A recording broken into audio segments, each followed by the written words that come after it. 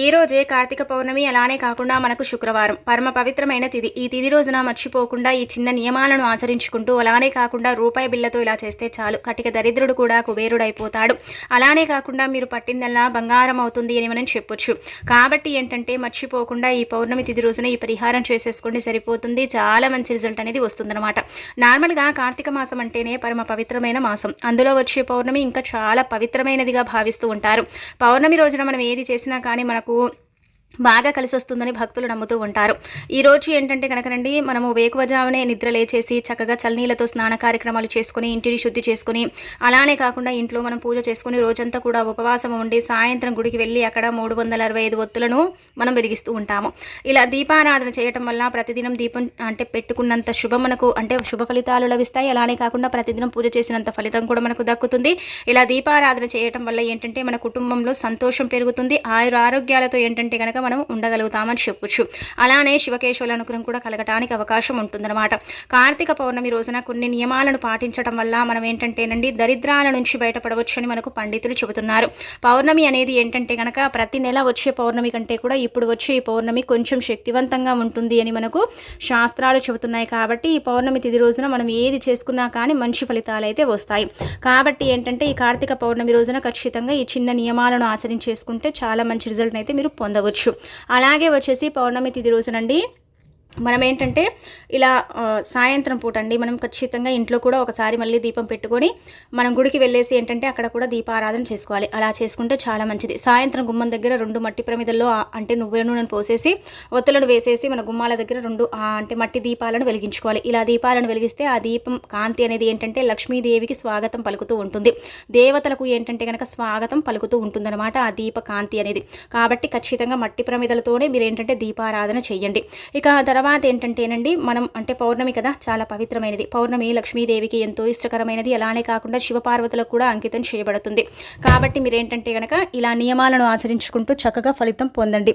దానికి తోడు ఇంకొకటి ఏంటంటే ఈ పౌర్ణమి రోజున మీరు అంటే రూపాయి బిళ్ళ పరిహారం అనేది చేసుకోండి. చాలా అద్భుతమైన ఫలితాలు అయితే వస్తాయి. అలానే కాకుండా మీ జీవితాలు మారిపోతాయి. ఈ రూపాయి బిళ్ళ పరిహారం చేయటం వల్ల మీకు సర్వ దరిద్రాలు పోయి అష్టైశ్వర్యాలు కలుగుతాయి అని చెప్పొచ్చు.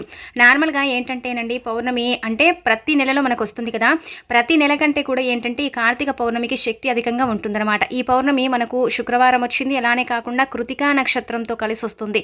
అలానే ఏంటంటే కనుక దీనికి చక్కటి అమృత ఘడియలు కూడా ఉన్నాయని చెప్పొచ్చు. ఈ పౌర్ణమి రోజున ఏంటంటే దేవతలందరూ కూడా దీపావళిని అంటే జరుపుకుంటారని మనకు శాస్త్రాలు కూడా చెబుతున్నాయి. ఈ పౌర్ణమి చాలా పవిత్రంగా పరిగణిస్తారని కూడా మనకు పురాణాలు చెబుతున్నాయి. కాబట్టి ఈ పౌర్ణమి తిథి రోజున మనం ఏం చేసుకున్నా కానీ ఫలితాలు అయితే వస్తాయి. పౌర్ణమి రోజు ఉదయాన్నే లేచి శుచిగా స్నాన కార్యక్రమాలు ఆచరించుకొని ఆ తర్వాత ఇంటిని వాకిలిని శుభ్రం చేసుకుని ఇంట్లో అంటే మనం పూజ గదిలో దీపారాధన చేసుకుని రోజంతా కూడా ఉపవాసం ఉంటాము. అలాగే వచ్చేసి ఏంటంటే మళ్ళీ సాయంత్రం ఇంట్లో దీపం పెట్టుకుని గుడికి వెళ్ళి 365 ఒత్తుల దీపం వెలిగించుకుంటాము. అలానే ఉసిరికాయ దీపం కూడా పెట్టుకుంటూ ఉంటాము. ఇలా చేసి ఏంటంటే కనుక సాలగ్రామ దానమని మనం చేస్తూ ఉంటాము. అలా చేయటం వల్ల బ్రాహ్మణులకు ఏంటంటే కనుకనండి జాతక దోషాలు పోతాయి, అపమృత్యు దోషాలు పోతాయి. అలానే మనకు కోటి జన్మల పుణ్యం వస్తుందని కూడా మనం భావించుకుంటూ ఉంటాము.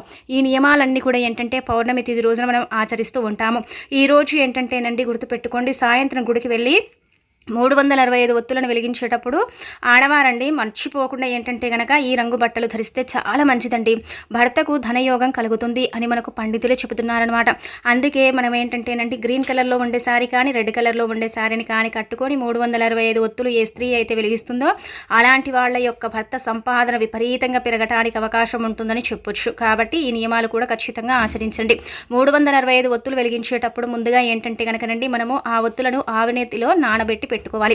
మనము ఒత్తులను వెలిగించే దగ్గర ఏంటంటే కనుక నీళ్లతో కడిగేసుకుని ఆ తర్వాత ముందుగా మనం పసుపు గణపతిని తయారు చేసుకుని పద్మదళ అష్టముగ్గు వేసి అక్కడ ఏంటంటే ప్రమిదను పెట్టి అందులో ఆవునేతిని పోసి ఆ ఒత్తులను పెట్టుకొని 365 ఒత్తులను పెట్టి దీపారాధన చేసుకోవాలి. చేసిన తర్వాత ఏంటంటే కనుక దీపం వెలిగేంతసేపు కూడా గుర్తు పెట్టుకొని ఓం నమ శివాయ అనుకుంటూ మన మనసులో మనం దీపారాధన చేసుకోవాలి. అలా దీపారాధన చేసిన తర్వాత ముందుగా ఏంటంటే గణపతిని పూజించుకొని అంటే గణపతిని మనం పెట్టుకుంటాం కదా, గణపతిని ప్రతిష్టాపించి ఆ తర్వాత ఒత్తులను వెలిగించి అనంతరం ఏంటంటే పక్కకే అండి ఇలా ఉసిరికాయ దీపం కూడా వెలిగించవచ్చు. ఉసిరికాయ దీపం కూడా ఏంటంటే కనుక ఒత్తులను ఆవులేతిలో ముంచి ఉసిరికాయ మీద పెట్టేసి చాలామంది కూడా ఉసిరికాయని కట్ చేసి దీపం వెలిగిస్తారు. అలా వెలిగించకూడదు. డైరెక్ట్గా ఏంటంటే ఉసిరికాయ మొత్తం మనం వాడుకోవాలి. అలా దాని మీద ఇలా ఒత్తులను పెట్టేసి దీపారాధన చేసి అనంతరం ఏంటంటే కనుకనండి హారతి ఖచ్చితంగా ఇవ్వాలి. పసుపు గణపతికి ఇచ్చిన తర్వాత ఒత్తులకు కూడా హారతి ఇచ్చి ఆ తర్వాత మనం పెట్టుకున్న ఈ యొక్క అంటే ఉసిరికాయల దీపానికి కూడా మనం హారతి ఇచ్చిన తర్వాత నమస్కారం చెప్పుకొని అక్షంతలను తలపై వేసుకోవాలి. అలాగే కాకుండా మనం సంకల్పం చెప్పుకోవాలి. ఒత్తులు వెలిగేంత సేపు కూడా అక్కడే ఉండేసి ఏంటంటే కనుక ఓం నమః శివాయ అనే పంచాక్షర మతాన్ని అంటే మంత్రాన్ని పఠించుకుంటూ అక్కడే కూర్చోవాలి. ఒకవేళ మీరు ఆ ఒత్తులను వెలిగించి అక్కడి నుంచి మీరు వెళ్ళిపోయినా సరే, ఎవరైనా సరే ఆ ఒత్తులు వెలుగుతుండగా నూనె అయిపోయినా లేదంటే కనుక ఒత్తులు ఆరిపోయే సిచ్యువేషన్లో ఉన్నా సరేనండి, అందులో మనము నూనెను పోసినా సరేనండి, మనకేంటంటే కోటి జన్మల పుణ్యం వస్తుందన్నమాట. కోటి జన్మల పుణ్యం మనకు లభించడానికి అవకాశం అనేది ఉంటుందని మనకు పురాణాలు చెబుతున్నాయి. కాబట్టి ఇలా ఆచరించుకోండి. ఆ తర్వాత నూతుల దగ్గరికి కానీ నదుల దగ్గరికి కానీ వెళ్ళేసి అరటి డొప్పల్లో దీపాలను వదిలితే ఇంకా మహాపుణ్యం అనమాట. అలానే కాకుండా చాలా అద్భుతమైన ఫలితం వస్తుందని మనం చెప్పొచ్చు. కావున ఈ విధంగా ఆచరించేసుకోండి, సరిపోతుంది. ఈ రోజున మర్చిపోకుండా ఈ రూపాయి బిళ్ళ పరిహారం కూడా చేయండి. ఎందుకంటే పౌర్ణమి చాలా పవిత్రంగా ఉంటుంది. ఈ రోజు చాలా శక్తివంతంగా ఉంటుంది. ఈ పౌర్ణమి దేవతలకు చాలా ఇష్టమైనది. అందరూ కూడా ఈ పౌర్ణమిని చాలా ఇష్టపడుతూ ఉంటారు. ఈ పౌర్ణమి వెన్నెల కావచ్చు, ఈ పౌర్ణమి అంటే వాటి యొక్క కిరణాలు కావచ్చు, చాలా చాలా శక్తివంతంగా ఉంటాయండి. చాలా అద్భుతంగా ఉంటాయి. కాబట్టి మనం ఏం చేసినా కానీ మనకైతే రెట్టింపు ఫలితాలు కలుగుతాయి. డబ్బు అనేది చాలా మనకి ఇంపార్టెంటే కదండి. మానవుడి యొక్క జీవితం నడవాలంటే డబ్బుతోనే నడుస్తుంది. అలాంటి డబ్బుతో మనం పరిహారం చేసుకోవటం వల్ల అయితే మనకు అద్భుతం జరుగుతుందని చెప్పొచ్చు. కావున ఏంటంటే కనుక ఇందులో రూపాయి బిళ్ళకు సంబంధించి 2 పరిహారాలు చెప్పుకుందాం. ఈ 2 పరిహారాలు కూడా మీకు చాలా చక్కగా అద్భుతంగా ఉపయోగపడతాయి. ఈ 2 పరిహారాలు కూడా ఏంటంటే మీ జీవితాన్ని మారుస్తాయని చెప్పొచ్చు. అందుకే మీరు ఏం చేయండి అంటే కనుకనండి, ముందుగా రూపాయి బిళ్ళని తీసుకొని పాలతో శుభ్రం చేసుకొని మనము అంటే పూజ గదిలో పెట్టుకొని ఆ రూపాయి బిళ్ళని పూజించుకోవాలి. ఇలా పూజించుకోవడం వల్ల ఏంటంటే కనుక మన వ్యాపార అభివృద్ధి బాగుంటుంది, మన ఇంట్లో ఐశ్వర్యం పెరుగుతుంది, మనకు ధన ద్వారాలు తెచ్చుకుంటాయి, డబ్బు నిరంతరం మన ఇంట్లో ఆడుతూ ఉంటుంది, ఇబ్బంది అనేది లేకుండా ఉండటానికి ఉపయోగపడుతుంది ఈ రూపాయి బిళ్ళ పరిహారం. అలానే కాకుండా ఇంకొకటి ఏంటంటే కనుకనండి, ఇలా ఈ రూపాయి బిళ్ళని పూజించడం వల్ల ఈ రోజు ఏంటంటే పవిత్రతను కలిగి ఉండే పౌర్ణమి కాబట్టి ఖచ్చితంగా దైవానుగ్రహం అనేది ఆ రూపాయికి కలగటానికి అవకాశం ఉంటుందన్నమాట. అలా కూడా ఏంటంటే మన జీవితంలో ఉన్నత స్థాయికి వెళ్ళటానికి ఒక రూపాయి మన జీవితాన్ని మారుస్తుంది. రూపాయి లేకపోతే మనిషి మనుగడే లేదు. రూపాయి ఏంటంటే కనుక మానవుడి యొక్క జీవితాన్ని కాపాడుతూ ఉంటుంది. మానవుడి యొక్క జీవితాన్ని ఈ రూపాయి నడిపిస్తూ ఉంటుంది ఒక రకంగా మనం చెప్పాలంటే. ఎందుకంటే ఇప్పుడు 100లో 1 రూపాయి తగ్గినా 1 రూపాయి తగ్గినట్టే కదా, 10లో 1 రూపాయి తగ్గినా తగ్గినట్టే. కాబట్టి ఏంటంటే రూపాయితోనే కదా మన జీవితం అనేది స్టార్ట్ అవుతుంది. కాబట్టి ఏంటంటేనండి ఇలా రూపాయి బిళ్ళతో మనము పాలతో శుభ్రం చేసుకుని తర్వాత పూజ గదిలో పెట్టి పూజించుకోవాలి. ఇలా పూజించుకున్న ఈ రూపాయి బిళ్ళని ఎక్కడైనా సరే మనం దాచుకోవచ్చు. ఎక్కడ దాచినా కానీ మనకైతే మంచి ఫలితాలు వస్తాయని చెప్పొచ్చు. కావున ఏంటంటే ఇలా రూపాయి బిళ్ళతో ఈ చిన్న పరిహారం చేయండి. ఇంకొకటి వచ్చేసి ఏంటంటే కనుకనండి, ఇప్పుడు చెప్పే ఈ పరిహారం, ఈ 1 రూపాయి బిళ్ళని ఫస్ట్ రూపాయి బిళ్ళ మనం చెప్పుకున్నాం కదా, ఆ రూపాయి బిళ్ళని ఏంటంటే మనము చక్కగా అండి బీరువాలో దాచుకోవచ్చు, లేదంటే కనుక మనం పూజ గదిలోనే పెట్టి ఉంచుకుంటే అది దేవతలకు అంకితం చేయబడ్డ రూపాయి కాబట్టి చాలా మంచి ఫలితాలు అయితే వస్తాయి. రెండోది ఏంటంటే కనుకనండి, ఈరోజు వెన్నెల కిరణాలు చాలా శక్తివంతంగా ఉంటాయి కదా, చాలా వరకు కూడా వెన్నెల అనేది పండు వెన్నెలగా వస్తుంది. అలానే కాకుండా ఇంకొకటి ఏంటంటే వాటి యొక్క ఫోర్స్ కావచ్చు, వాటి యొక్క కిరణాలు కావచ్చు, వాటి యొక్క రేడియేషన్ ఇవన్నీ ఉంటుంటాయి కదా, అవేంటంటే కొంచెం శక్తివంతంగా ఉంటాయన్నమాట. ఈ రోజు వచ్చే వెన్నెల్లో ఏంటంటే కనుక నేచురల్ అంటే ఇలా మనకు ప్రకృతికి సంబంధించి ఉంటుంది. ఈ యొక్క వెన్నెల ఏంటంటే కనుక దేవతలు అంటే ఒక రూపంగా భావిస్తారండి. ఈ ఒక పండు వెన్నెల అనేది చాలా పవిత్రమైనది అనమాట.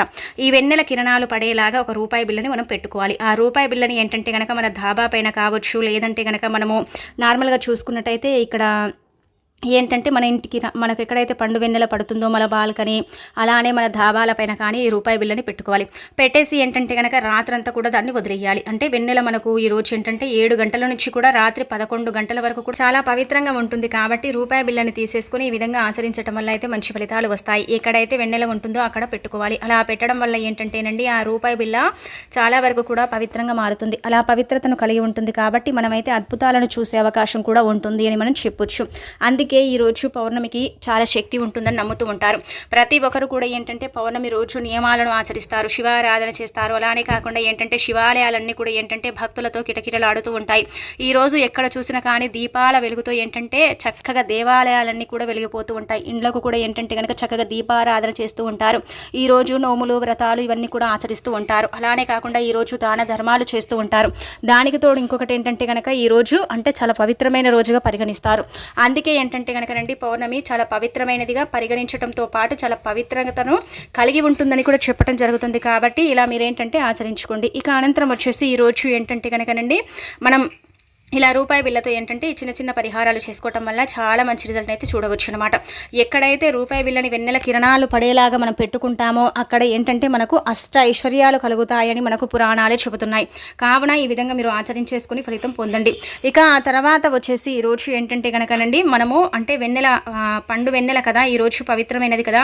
ఎవరికైతే జాతక దోషాలు ఉంటాయో, ఎవరికైతే సర్వ పాపాలతో బాధపడిపోతూ ఉంటారో, ఎవరికి కూడా అంటే విముక్తి కలగక ఇబ్బంది పడిపోతూ ఉంటారో అలాంటి వాళ్ళు ఏంటంటే కనుకనండి వెన్నెల్లో ఏంటంటే ఇవి పెట్టి తినండి. ఇలా తినటం వల్ల, వీటిని తాగటం వల్ల, వీటిని సేవించటం వల్ల ఏంటంటే కనుక శివానుగ్రహం ఖచ్చితంగా కలుగుతుంది. అలానే కాకుండా ఏంటంటే దైవానుగ్రహంతో మన దోషాలు పోయి మనకు అష్ట ఐశ్వర్యాలు సిద్ధిస్తాయని చెప్పొచ్చు. ముఖ్యంగా వెన్నెలకు సరిసమానమైన పదార్థాలు, ఈ పదార్థాలు ఏంటంటే చక్కగా నివేదన అవుతాయి. ఆ వెన్నెల వీటిని స్వీకరిస్తుంది, ఆ తర్వాత వీటిని పవిత్రంగా మారుస్తుంది. అలా పవిత్రంగా మార్చిన ఈ వస్తువులని మనం తీసుకోవటం వల్ల అయితే మనకు ఖచ్చితంగా ఫలితాలు అయితే వస్తాయి. మన జీవితాలు మారిపోయి మనకంతా కూడా మంచి జరుగుతాయి అని చెప్పొచ్చు. అందుకే ఈ రోజున ఏంటంటే కనుక చిన్న బెల్లం ముక్క కొన్ని ఒక చిన్న కప్పెడన్ని అటుకులండి, మనకేంటంటే పేపర్ అటుకులు ఇలా 2 రకాలుగా ఉంటాయి కదా, ఏవైనా సరే మనం తీసుకోవచ్చు. ఒక గ్లాసుడు పాలు అనేవి చాలా పవిత్రతను కలిగి ఉంటాయి. పాలు అనేవి చాలా పవిత్రతను అంటే అవి తీసేసుకుంటాయి. పౌర్ణమి కిరణాలన్నీ కూడా పాలు ఏంటంటే కనుకనండి నివేదన చేసుకుంటాయి అన్నమాట. బెల్లం అనేది భగవంతుడికి చేరుతుంది, భగవంతుడికి ఇష్టమైనది కాబట్టి బెల్లంతో ఏది చేసినా కానీ మనకైతే ఫలితాలు రావటం మనం కళ్ళతో చూడగలుగుతామన్నమాట.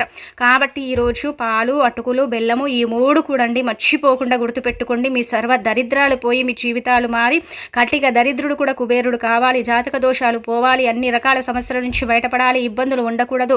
అలానే మనం ఏంటంటే జీవితంలో ముందుకు వెళ్ళాలి, చేసే ప్రతి పని కూడా సక్సెస్ అవ్వాలి అని భావించుకునేవారు ఏంటంటే ఈరోజు ఈ 3 పదార్థాలు కలిపేసి వెన్నెల కిరణాలు పడేలాగా పెట్టేసి ఆ తర్వాత వీటిని స్వీకరిస్తే మన దరిద్రాలు పోయి మనకు కోటి జన్మల పుణ్యం లభిస్తుంది. అలానే కాకుండా మనం కోటీశ్వరులం అయిపోతాము, మన జీవితం మారిపోతుంది, మనకంతా కూడా మంచి జరుగుతుంది అని మనకు పురాణాలు చెబుతున్నాయి. కాబట్టి ఈ విధంగా ఆచరించేసుకుని ఫలితం పొందండి. మీ యొక్క జీవితాన్ని మార్చుకుని మీకు ఉండే ఏంటంటే కనుక ఇబ్బందులన్నీ కూడా తొలగించుకోండి. ముఖ్యంగా ఏంటంటే కనుక ఇది తినటం వల్ల మన జీవితం కావచ్చు, మన జాతకం కావచ్చు బ్రహ్మాండంగా మారేసి సర్వ పాపాల నుంచి మనకు విముక్తి కలుగుతుంది.